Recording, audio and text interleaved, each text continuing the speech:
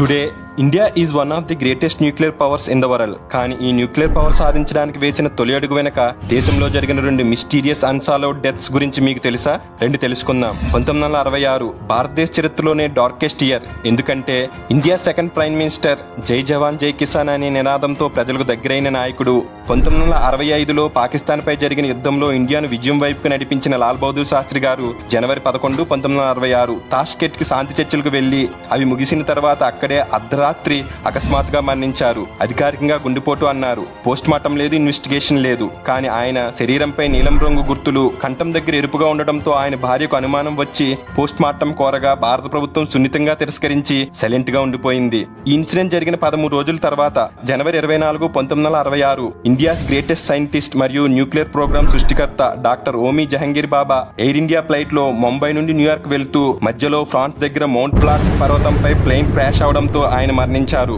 France అధికారికంగా ఇది ఒక యాక్సిడెంట్ అని, పైలట్ పొరపాటు వల్ల జరిగింది అని రిపోర్ట్ ఇచ్చారు. కానీ ఫ్లైట్ బ్లాక్ బాక్స్ దొరకలేదు, పూర్తి ఇన్వెస్టిగేషన్ జరగలేదు. ఈసారి కూడా భారత ప్రభుత్వం ప్రశ్నించలేదు, సైలెంట్ గా రిపోర్ట్ ను అంగీకరించింది. 2 వారాల వ్యవధిలో ఒక ప్రధాని, ఒక సైంటిస్ట్ ఇద్దరూ లేరు. దీనికి కారణం 1964లో చైనా తన మొట్టమొదటి అణు పరీక్షలు నిర్వహించిన తర్వాత ఇండియా యొక్క భద్రత దృష్ట్యా డాక్టర్ ఓమీ జహంగీర్ బాబా గారి నేతృత్వంలో భారత్ కూడా న్యూక్లియర్ వెపన్ తయారు చేయడానికి లాల్ బహదూర్ శాస్త్రి గారు అంగీకరించడం.